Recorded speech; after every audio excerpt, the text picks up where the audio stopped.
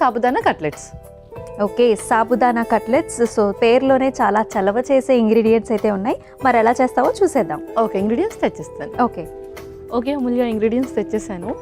Okay, so ఆలు కనిపిస్తుంది, సాబుదానా కనిపిస్తుంది, అండ్ ఏదో పేస్ట్ కూడా ఉంది కదా. ఇది వచ్చేసి గ్రీన్ చిల్లీ పేస్ట్. సో మనకు ఆలు అండ్ అలాగే సాబుదానా రెండు కూడా కొంచెం బ్లాండ్ టేస్ట్ ఇస్తుంది కాబట్టి ఇది కొంచెం ఫ్లేవర్ ఎన్హాన్స్ చేస్తుంది. ఓకే, కొంచెం మిర్చి యాడ్ చేశారు. ఇంకా మనకి మసాలాస్ కూడా ఉన్నాయి కదా. మసాలాస్లో వచ్చేసి మనం గరం మసాలా, ధనియా అండ్ అలాగే జీరా పౌడర్స్ ఇంక్లూడ్ చేస్తున్నాం. ఓకే, మరి చాలా ఇంట్రెస్టింగ్గా ఉంది. మరి తయారీ విధానం చూసేద్దామా? చూసేద్దాం. ఒక మిక్సింగ్ బౌల్ ఇచ్చేసేయండి. ఓకే, సో ముందుగా ఇందులో ఆల్రెడీ మనము దీన్ని నానబెట్టాము. ఓకే, ఒక 3 to 4 hours నానబెడితే సరిపోతుంది. ఒక స్పూన్. అలాగే. So first sabudana. ఇందులో మనకు క్యాలరీస్ అనేది ఎక్కువగా ఉంటుంది అండ్ అలాగే ఇన్స్టెంట్ ఎనర్జీ కూడా ఇస్తుంది. ఓకే, సో యూజువలీ మనకి సాబుదానా కూడా ఏదైనా కట్లెట్స్లో అలా క్రంచీగా తగులుతుంటే కూడా చాలా బాగుంటుంది. అవును. కొంచెం మ్యాష్ చేసుకోవాలా? లైట్గా మ్యాష్ చేసుకోవాలి. ఓకే, అండ్ ఇందులో మనకు బైండింగ్ ప్రాపర్టీ కోసం ఆలు అనేది ఇంక్లూడ్ చేస్తున్నాం. ఓకే, సో దీని ద్వారా మనకు బైండింగ్ అనేది ఎక్కువగా ఉంటుంది. ఓకే,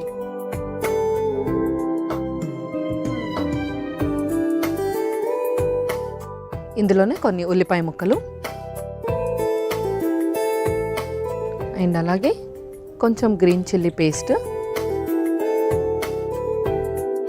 సో పచ్చిమిర్చిని బేసికలీ మనము మిక్సీ చేసేసుకుంటే వచ్చిన పేస్టా? అవును, అలా మనము పేస్ట్ అనేది రెడీ చేసుకుంటున్నాం. సో నెక్స్ట్ స్పైసెస్లో వచ్చేసి కొంచెం ధనియా పౌడర్, కొంచెం గరం మసాలా, అలాగే కొంచెం జీరా పౌడర్ కూడా. సో ఇంకొక స్పూన్. ఇందులోనే మనం సాల్ట్ కూడా యాడ్ చేస్తున్నాం.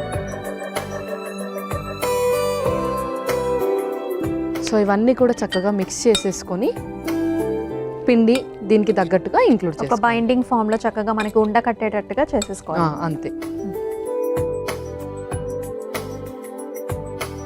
సో ఇప్పుడు ఇందులో కొంచెం రాగి ఫ్లవర్ కూడా యాడ్ చేస్తాం.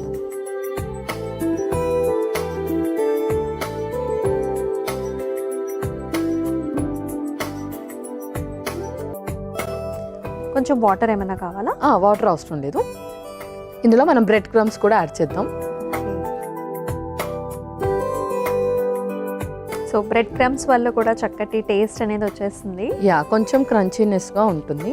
ఓకే, సాబుదానా అండ్ అలాగే ఆలు రెండు కూడా ఫుల్ సాఫ్ట్గా ఉంటుంది కాబట్టి కొంచెం బ్రెడ్ క్రమ్స్. ఓకే, ఇందులో కొంచెం కొత్తిమీర కూడా ఫైనల్లీ. సో నేను ఇంకొంచెం మిక్స్ చేసేస్తాను. అంతలోపు మీరు స్టవ్ ఆన్ చేసి ప్యాన్ హీట్ చేసేయండి. ఓకే పల్లవి.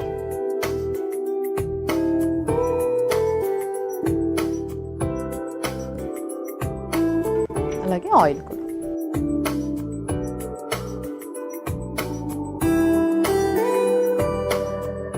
ఓకే, ప్యాటీస్ లాగా చేసేసుకోవాలి. ఓకే, సో నాకు కొంచెం ఆయిల్.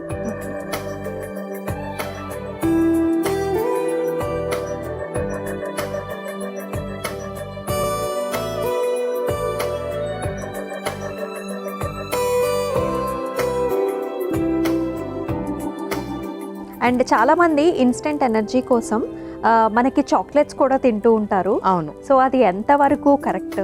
సో చాక్లెట్స్ కాకుండా మనం ఇలా ఇంక్లూడ్ చేసుకుంటే మనకు కావాల్సిన న్యూట్రిషన్ కూడా మన బాడీకి అందుతుంది కాబట్టి ఎప్పుడైనా ఒకసారి పర్లేదు. అంటే ఎక్కడన్నా బయట ఉన్నప్పుడు లేదంటే వర్క్లో ఫుల్గా బిజీ ఉన్నప్పుడు ఇంకేం అవైలబుల్గా లేదు అన్నప్పుడు మనము అలా కొంచెం ఇన్స్టెంట్గా కూడా ప్రిఫర్ చేయొచ్చు. ఓకే,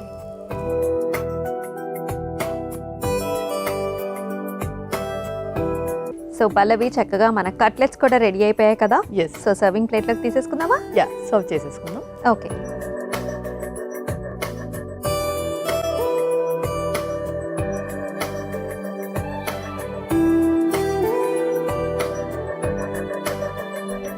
సో పల్లవి మరి రెడీ అయిపోయినట్టేనా? అమూల్య, మన సాబుదానా కట్లెట్స్ రెడీ అయిపోయాయి. ఓకే,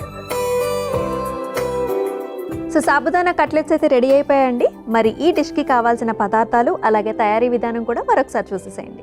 సాబుదానా కట్లెట్ తయారు చేసుకోవడానికి కావాల్సిన పదార్థాలు: నానబెట్టిన సగ్గుబియ్యం 1 కప్పు, ఉడికించిన బంగాళదుంప ముక్కలు 4, ఉల్లిపాయ ముక్కలు 1 కప్పు, పచ్చిమిర్చి పేస్ట్ 1 కప్పు, ధనియాల పొడి 2 టీ స్పూన్లు, గరం మసాలా 1 టీ స్పూన్, జీలకర్ర పొడి 1 టీ స్పూన్, ఉప్పు తగినంత, బ్రెడ్ పొడి 2 టీ స్పూన్లు, కొత్తిమీర కొద్దిగా, నూనె 2 టీ స్పూన్లు.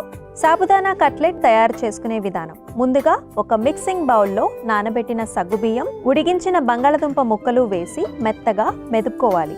తర్వాత అందులో ఉల్లిపాయ ముక్కలు, పచ్చిమిర్చి పేస్ట్, ధనియాల పొడి, గరం మసాలా, జీలకర్ర పొడి, సరిపడా ఉప్పు, రాగి పిండి, బ్రెడ్ పొడి, కొత్తిమీర వేసి ముద్దగా కలుపుకోవాలి. తర్వాత స్టవ్ ఆన్ చేసి తవ్వాకి నూనె రాసి వేడి చేసుకోవాలి. ఇప్పుడు కలిపి పెట్టుకున్న సాబుదానా మిశ్రమాన్ని చిన్న చిన్న కట్లెట్స్ లాగా ఒత్తుకుని తవాపై వేసి నూనెతో 2 పక్కలా కాల్చుకుని సర్వింగ్ ప్లేట్లోకి తీసుకుంటే సాబుదానా కట్లెట్ రెడీ.